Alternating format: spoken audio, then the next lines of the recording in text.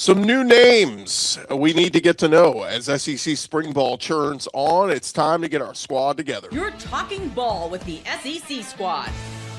From Alabama to Tennessee, from Georgia to Oklahoma, from Auburn to Texas, it's the local experts of the Locked On Podcast Network bringing you scoops, breakdowns, and the most comprehensive preview of the upcoming SEC weekend. It's the SEC squad, and we have a seat for you. Hurt feelings and thin skin are prohibited. Squad up, you're part of the SEC squad. And what's up, everybody? Welcome into the SEC squad. Sit back, grab your favorite beverage, and join us as we get you ready talking another week of all things SEC. Joining us this week on our squad show, we've got Jon Miller from Locked On Mizzou. We've got Jimmy Stein from Locked On Bama, Stephen Willis from Locked On Ole Miss, and I'm Chris Gordy, host of Locked On SEC. And guys, we've talked a lot about spring ball, and obviously we're into the thick of it now. Only a couple of weeks left. Mizzou, they're finished, but LSU and Ole Miss, they were the trailers. They're into their spring ball practices and all that. And look, we know a lot of the big names. There's been a lot of newcomers with incoming freshmen, transfer portal guys, and all this. But I thought it'd be fun to kick this around. Give me a name of a player on your team we may not know now, meaning you may know it, but other folks may not be talking about this person, but we will know them later when the season comes around. Stephen, let's start with you. Defensive end Blake Purchase, transfer from Oregon, is somebody that is going to get after the quarterback. They're going to find a way to scheme him open. He is definitely a name to watch for Ole Miss. And another name is Keaton Thomas, the linebacker transfer from Baylor. Both those guys are athletic enough to make an impact their first year. You said his name is Purchase? Blake Purchase. Did they give him an NIL deal? Yes, I'm certain they did. It would have been really funny if he was free, if he just came for a scholarship. Walk on, yeah, preferred. Jimmy, give me a name for Alabama. Yeah, this is a fun name. I think offensive linemen are sort of anonymous, but this is sort of fun. Alabama needed a new center last year. Center headed to the NFL draft as a redshirt junior. So they signed an FCS center from Cal Poly. His name is Racin Delgatty. Is that fun? Yeah, Racin, R-A-C-I-N, Racin Delgatty. He had to battle two or three guys, but he appears to have quickly won the center job despite coming from Cal Poly and FCS football. He was an all-conference player there. He was a redshirt junior coming into this fall, 6'3", 305. A lot of concern about, the transition's a big jump in competition from FCS to the SEC, but he's handled Alabama's defensive front fairly well. They haven't named him the starter at center, but it looks just completely obvious at this point. He'll be a brand new name for everyone and one that's fun to say. Racin Delgatty, the new Alabama center. Yeah, it's almost like Bugatti. Racing Bugatti, yeah. And it almost, we know Delgado, Carlos Delgado. And you never heard Delgatti. Delgatti, that way. Racin Delgatty. Jon Miller. That is the plural in Italian. Yeah, if he gets a pancake block, he will have Delgatti it. I suppose a throwback there for you Sports Center watchers from the South, from the 1990s. But I'll say from the Missouri perspective, I think the Tigers went really hard into the secondary in the portal and not so much on the defensive line. A little bit on the defensive line, but they spent way more of their portal capital in the secondary. So what that tells me is the Tigers have real faith in Langdon Kitchen and Darius Smith. Now, Darius Smith's a guy Georgia fans are going to remember. He played well for Missouri last year as sort of your backup. Actually, both of these guys were backups at your sort of defensive end, jack position, whatever you want to call it, both edge rushers. A little bit different depending on which side you're on in the Missouri offense. But the point is, Zion Young, a guy who's expected to go at least in the second round, maybe first round, was a guy who jumped big time in sacks from his first year at Missouri to his second. Well, you could have predicted that based on his pressure rate. Both Darius Smith and Kitchen have good pressure rates. We'll see if Missouri is right on their gamble to bring those guys back this coming fall. Yeah, it's so interesting just because I've followed the transfer portal every day it was open. So a lot of the names I know just from kind of looking around the rosters and just tracking where guys were going. But obviously we don't have a full slate of our squad shows here, so I'll just pick a couple schools and throw some names out real quick. For Auburn, Have heard nothing but good things about this defensive tackle, Cody Sigler, who transferred in this offseason from Arkansas State. I think even Golesh has singled him out, said he's going to be a big-time player. So look for him on the D-line for Auburn. LSU has it's an entirely new wide receiver room. So you could really pick any one of those guys, but some we're familiar with, like Trey Wilson from Florida. But there's a guy that I've been told by multiple people watch out for, Jackson Harris, transfer wide receiver from Hawaii, of all places. Going to be a little bit of a culture shock for him going from Hawaii to playing in Death Valley in front of 100,000 people. So, but was close to 1,000-yard receiver last year. And then a name at Mississippi State, which you probably don't know a ton of Mississippi State players, but Amari Williams playing that jack position, transferred from Florida State. I've been told by a couple of people to watch out for him. Open it up, guys. Is there any other players that we do know or don't know that you think are guys that are going to make big splashes this year around the SEC? Well, I do think Byron Brown is going to work out for Auburn. That's one of my big takes. I just think coming over there with your head coach, the cohesion there, I think it's actually going to work out. As much as I love to make fun of Auburn and Hugh Freeze and the golf and all that. By the way, I got a little Hugh Freeze in me the last week or two, but just as far as the golf game goes and not doing my job. But no, seriously, I think that's my take. I like what Auburn has done this offseason, and I'm really bullish on them in year one with what I think is going to be a big difference in coaching. There's a lot of questions about whether Byron Brown, and how he'll transition to the SEC. Alabama's played him twice, and I wouldn't say Alabama struggled with him in terms of he didn't go out there and put up big numbers, but he was a quality quarterback even against Alabama's defense. I don't think the transition to the SEC is going to be too tall for him. I'm expecting Byron Brown to be very productive at Auburn this fall. And it's not a transfer per se, but Kendal Briles coming in and being the offensive coordinator for Lenore Sellers, that is going to be one of the bigger storylines in the SEC this year, in my opinion. That is really intriguing. Yeah, and we've heard nothing but positive so far. I know Shane Beamer spoke a few days ago and said our offense is completely new. He's like, it's all new terminology, it's all new scheme, all that. And so, look, it wasn't great last year. So, I would say let's change the whole thing up too. But the track record of Kendal Briles is pretty darn good. So I would trust that. One other one, whoever wins that Florida quarterback job, I think is, how good are they? What's the ceiling of Aaron Philo or Tramel Jones, whichever one wins that job? So it's interesting because Buster Faulkner, what kind of system does he run? Jon Sumrall was asked about that this week, and he's like, we're gonna adapt to whoever our best players are. Well, I went ding ding ding, Jaden Baugh. They're going to run a lot of 11 personnel, I think, and look, they're going to run the football. So we'll see what happens. But I don't know. The Florida quarterback situation really intrigues me.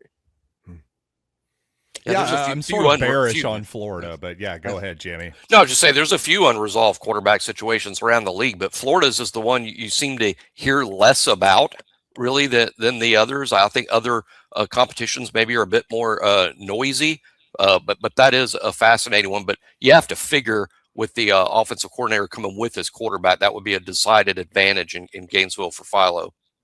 Yeah, and the quarterback competition in Arkansas is timeless, and I literally mean that. They've taken clocks off the wall. Well done.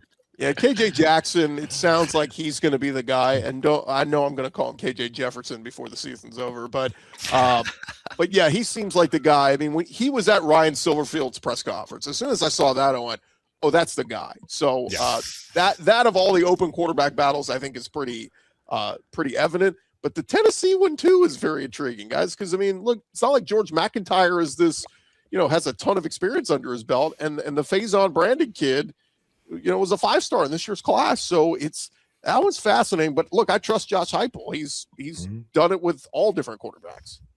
Yep. Feels like whoever emerges at Tennessee is going to be a quality player because the level of competition's good, right? So a good player should emerge from that. But we'll see, because I could see that going in any direction. They also have the older kid, right, that came in. But I think it's going to be George McIntyre myself. But we'll see. That'll be a fun one to watch.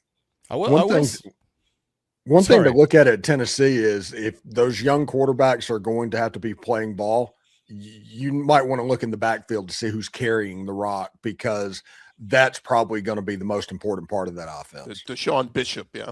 Yeah, no, that is the sort of, to people who don't necessarily watch maybe a ton of Tennessee football, yeah, big part of the Josh Heupel offense is you do have to run it, for as much as he does like to take those vertical shots. And I will just say, I am intrigued by the idea of a young quarterback in the Josh Heupel offense having multiple years to maybe branch out from just the basic stuff that Heupel does, which does work, and why you can just plug in a guy. But if they can actually get, hey, a second, third-year quarterback down there, and I think that's pretty interesting.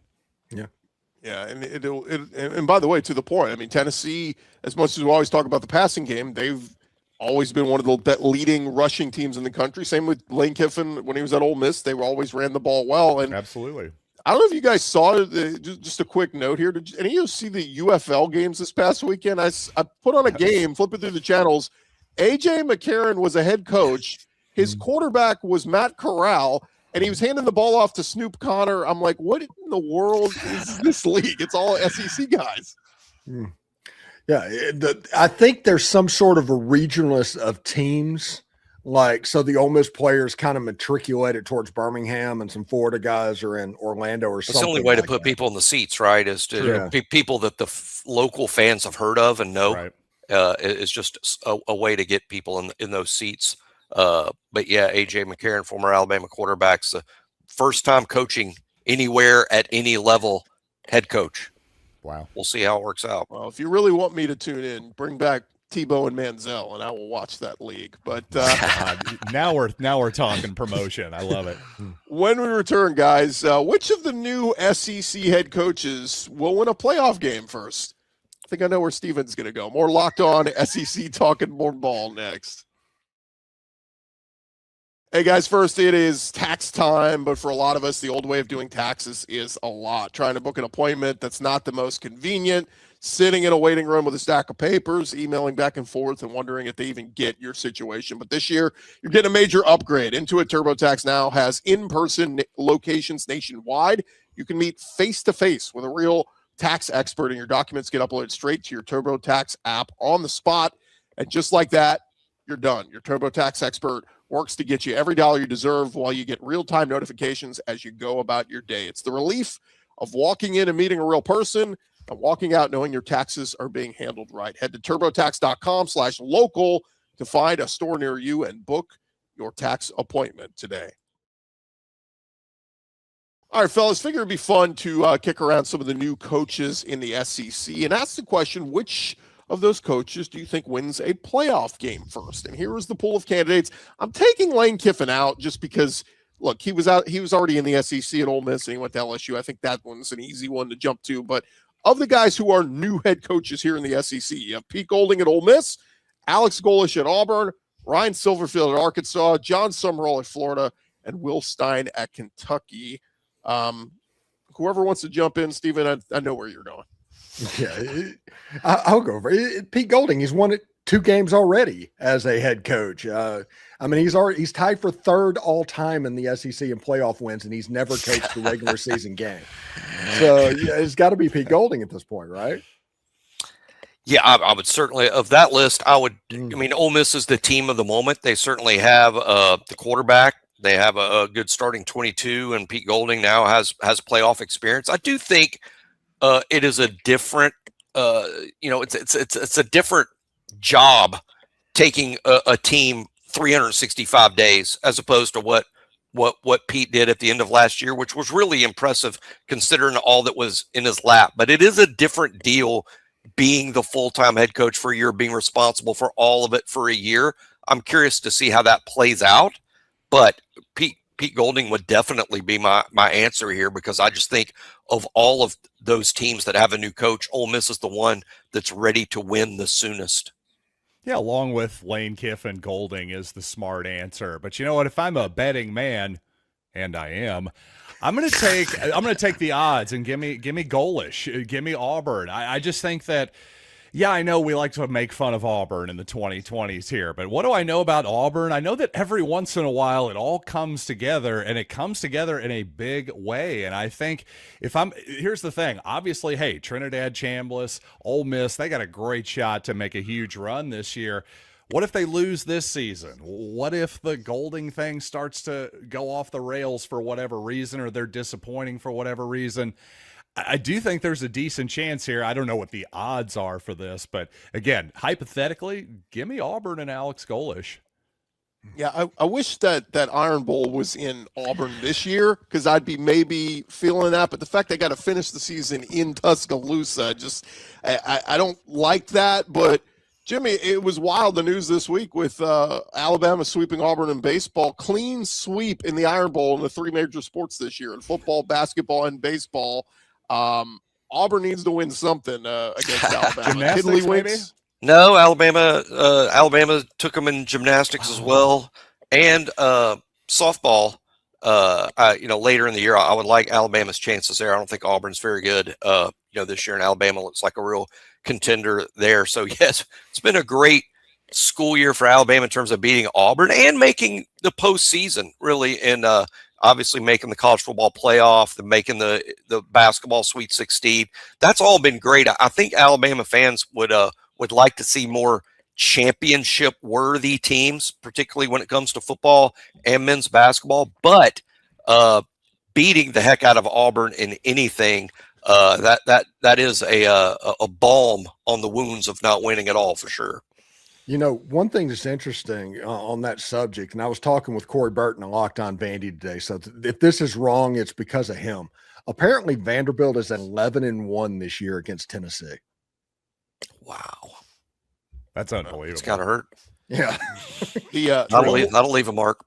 One more note on Auburn. I saw that there was a video of at practice earlier this week. They were playing Dixieland Delight at practice, and people were commenting, "Oh, little brother can't get big brother out of their head." And I said, "Look, I kind of like this because it's embracing it." Remember the storyline of Auburn camp last year at this time? It was Hugh Freeze telling his defensive coordinator, "Go easy on our quarterback. Don't hit him hard." And so I'm like, I kind of like Golesh is just fully embracing it, going, "No, man, we're the hell with it. We're diving headfirst into this thing." I certainly believe Auburn, as someone that has to pay a lot of attention to Auburn football. They clearly upgraded to being the head coach in the head coach department. I think Golesh has a plan. It's worked. He did a great job at Tennessee under Heupel. He elevated South Florida's program. These players that he bought to Auburn, I think in some situations are an upgrade. They're going to be better at quarterback this fall with Byrum Brown. I think it's a good, solid hire. It's just a vicious league. It's really tough. It's really tough to build a winning program in this league, considering who you have to compete against every single week. I think it's that more than anything else that eats everyone up. I will say this about Auburn. There's going to be a competent offense put out on the field, and in year one at Auburn, that might be enough after what we've seen for the last 5 years down there on the Plains. Just a competent offense that can put up 30 points a game at times. If you can do that, I think they would be okay with a 7-5 or a 6-6 season. And retaining DJ Durkin too. I mean, that was huge. If they had a new DC, maybe we wouldn't be as saying that about Auburn. Real quick, guys, on the group of let's take Golding out, Golesh out. Silverfield, Sumrall, Stein. Which one wins the playoff game first? Sumrall's got the best chance to win. I mean, just historically, Florida, and you're recruiting that state, the resources that Florida has. I would go Sumrall there. And let's be honest, I don't think Florida was the only program really interested in hiring Jon Sumrall this past offseason. I mean, he obviously several administrations think he's a thing, right? And let's see. I think some of the doubts about Sumrall at Florida just come from the fact that this sort of feels like the Napier hire that didn't work out. The group of five guy from Louisiana, and Sumrall had even less of a track record, frankly. But I would take Sumrall out of that group. Though I do really like all the hires, and I think what Will Stein has done at Kentucky in a short period of time is generate excitement in a place that's not easy to do that with football. It's actually crazy to think about that we're just debating, like literally debating, and it's Florida, Arkansas, and Kentucky. Of course, it's going to be the Florida coach. I mean, that's the way it works.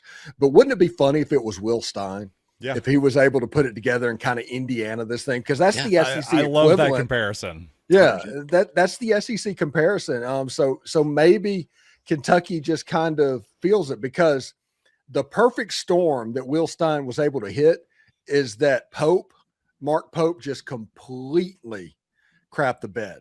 And all of that money that they put into that roster, all of a sudden they're funding football at the moment. And now, I don't know how long it's going to last, but they're doing it. They added SEC talent too, like Lance Hurd from Tennessee on the O-line, CJ Baxter, the running back from Texas, Nick Anderson, the wide receiver from LSU. So it'll be really interesting. I like the quarterback. Just in terms, I like the quarterback. Yeah, I was just going to say, just in terms of the comparison to Arkansas basketball, by the way, of course, Kentucky's the historically better program. But, of course, where did John Calipari come from? Kentucky. As long as John Calipari is there, obviously Kentucky is going to be spending a ton of money on basketball. Arkansas is going to be spending a ton of money on basketball. So that affects their football program too. So for all the people who are like, oh, Kentucky will never spend enough money because of their basketball program, that's every bit as much of an issue with John Calipari as long as he's in Fayetteville, Arkansas. All right, fellas, when we return, I'm going to pose a question to you. Which of the SEC's newest members is closer to winning a national championship? We'll kick that around with the squad coming your way next. Hey, but first, what if sports were traded like markets? Well, now you can put your sports IQ to work in real time with Robinhood Prediction Markets. It's not you against the house. It's you participating in a live market. You can buy or sell your positions live all game long. Use your sports knowledge in the moments that matter. Robinhood Prediction Markets changes the game. It's people moving the action, so when momentum shifts, you can move with it. I always knew the game, but never had a dynamic way to apply that knowledge. Now I can actually take part live in a market powered by people. You're no longer just a spectator. Play-by-play, you decide. Trade every play with Robinhood, now available across the U.S. Download the Robinhood app now to begin. Futures and cleared swaps trading involves significant risk and is not appropriate for everyone. Event contracts are offered by Robinhood Derivatives LLC, a registered futures commission merchant and swap firm. And also, guys, the tournament action is still going on. One of the best times of the year, from the buzzer beaters, upsets, nonstop action from tip to final cut down. How about that UConn buzzer beater a couple days ago? But right now, FanDuel is giving new customers a way to stay in the action all tournament long. And here's the best part. You get up to $300 back in bonus bets every day for 10 days. That means 10 chances to stay involved throughout the entire tourney. You can mix it up however you want. Game picks, futures, same game parlays for bigger potential payouts. It's perfect for the tournament because every day there's something new, different matchups, new storylines, more ways to get involved as the bracket unfolds. Heck, if you like Auburn to win the NIT, I think you could even do that. Visit FanDuel.com to sign up today. That's FanDuel.com to get in on the action. All right, SEC squad, roll along here. And guys, the SEC's two most recent additions, Texas and Oklahoma. Oklahoma last won a national championship in 2000.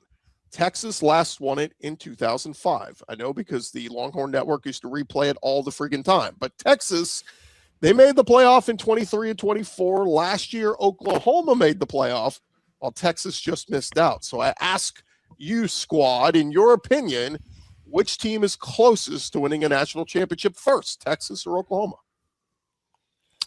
I'll go Texas. I mean, I think they're more.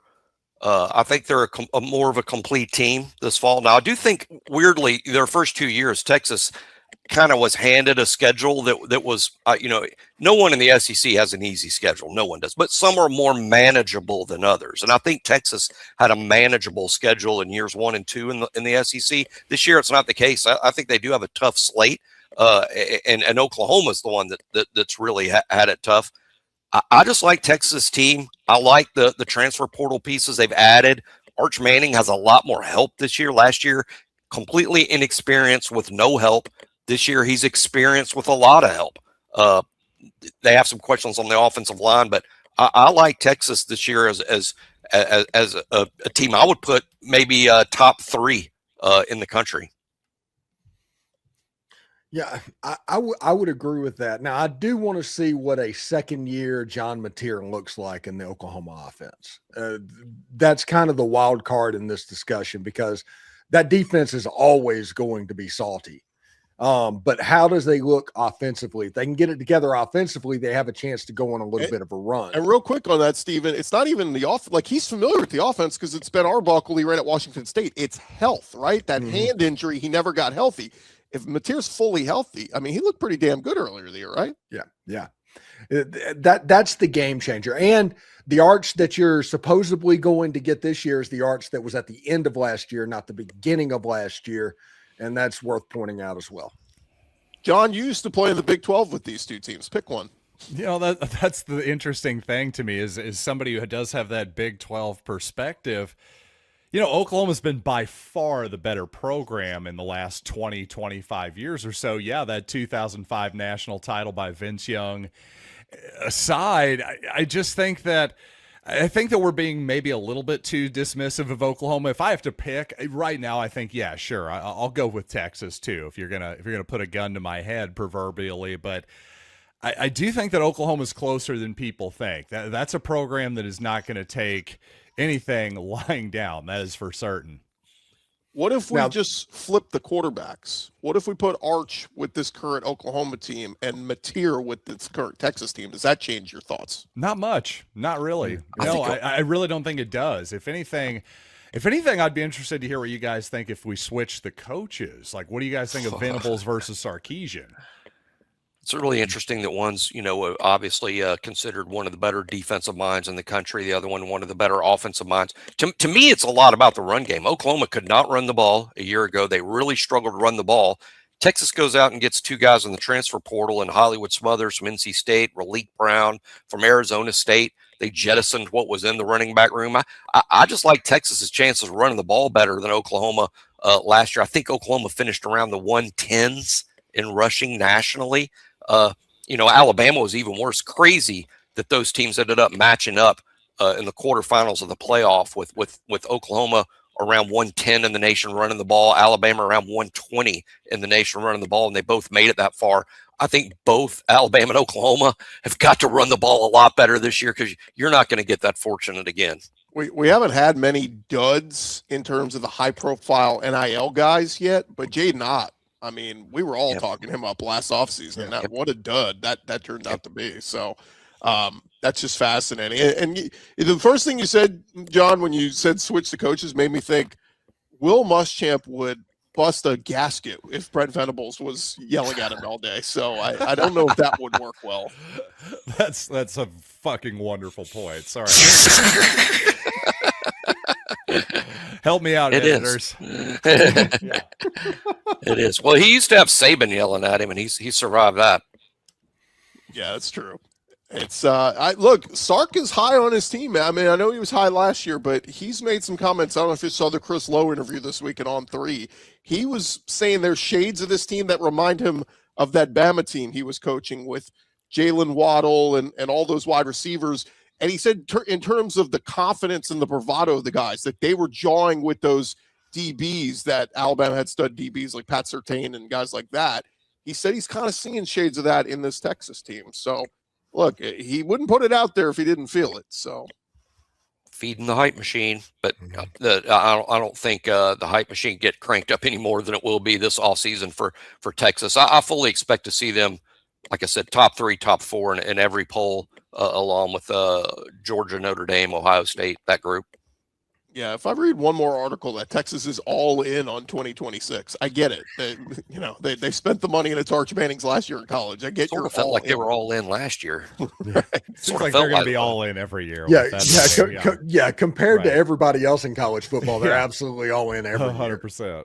Yeah. One more note on the way out of here, guys. Texas A&M. I saw Josh Pate interviewed Mike Elko this week, and I just like Elko a lot. He's that blue collar mentality guy, and they were a playoff team last year. They should have won that game against Miami. Your home team against Miami in College Station, you should have found a way to win that game. But what's your thoughts on A&M this year with as bad as last year ended for Marcel Reed?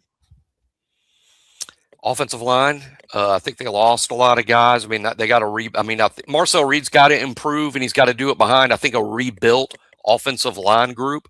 I think that's the big question. They can play defense. I know they losing guys on defense too. They'll be more easily to replace, especially with Mike Elko, a coach.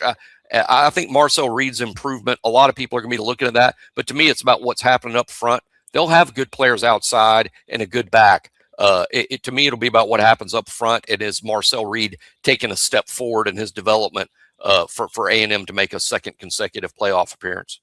Yeah, and Colin Klein being not there anymore, that has me intrigued. Yep. Well, it's really not just that. It's two new coordinators on both sides of the ball and staying in house. They promoted Holman Wiggins as the OC and Lyle Hemphill as the DC. And wow, those are the most Texas names I've heard. Yeah, Holman Wiggins and Lyle Hemphill. But look, in both, all reports you hear is people are very high on both those guys. They think that they're both rising stars, but it's also very risky that you stayed in house, because what's the normal move? You go make the big splash hire, get the big name out there. And stayed in house. Small world, because you just Gordy, you just made reference a while ago to Sark talking about that wide receiver crew, reminding him of the wide receiver group at Alabama: Waddle, Ruggs, Judy. Holman Wiggins was the wide receiver coach during that period of time at Alabama. There you go. And Isaiah Horton, one of Bama's better receivers last year, is now at A&M. So yeah, and a starting tackle from Alabama last year. Wilkin Formby has transferred to A&M as well, and I fully expect him to be a starter at tackle at A&M this fall. Yeah, obviously the Aggies hit big in the portal at receiver this past season. If they can do it again, that's a big deal, because to me, I do think Marcel Reed is a little bit more of a game manager, and I don't mean that as an insult necessarily. I just think that Reed had a much better team to manage this past season in 25 versus 24 offensively. So I do think a lot of it has to do with what does Texas A&M put out there. And of course, hey, if Reed can take a step forward and be more than what I think he is, then, well, that's a massive deal too. And in terms of just promoting from within, if I'm an A&M fan, I'm going, cool, Mike Elko's kind of running this defense anyway. The offensive side of the ball, though, I'm more with Gordy's skepticism for sure. One thing that is interesting is this is kind of the frugal era of Texas A&M after the Jimbo opulence and all of that. I'm curious, they're promoting from within and not going after the splash hires and all that, kind of going anti-Texas A&M for people that's been in the SEC for, longer than 2 years. So that's going to be interesting to see. The important thing is don't try to make Marcel Reed into Tom Brady, but don't try to make him into Tommy Frazier. There's a fine line that you have to walk with him, but you can't take away his legs. I'll defend him. He was pretty awesome for like 75% of the season. And then like that first half against South Carolina, he was bad. Second half, he was awesome. They rallied that comeback. It was really the Texas game. He wasn't great. And then the bowl game was his worst game of the season, which was a playoff game. So I think that kind of leaves that lasting memory of where he was bad. But go look back at the rest of the season. He was pretty awesome in a lot of those games. So, Jets, we will leave it there. Remember to follow and subscribe to your favorite SEC show, as we'll be covering your favorite team every day throughout the offseason. I'll have you covered the entire conference every day with Locked On SEC. Of course, we're part of the Locked On Podcasts Network, covering your team every day. And I want to remind you, if you want to become an everydayer, lockedonpodcast.com/everydayer. Pick your favorite SEC show. You can become an everydayer for just $5 a month and get ad-free versions of the show and get to chat with us in our Discord server chat, where Jimmy Stein, he might send you a nude. He might not. LockedOnPodcast.com/everydayer. Jets, for Steven, for Jimmy, for John, I'm Gordy. We will talk to you guys next week on The Squad Show.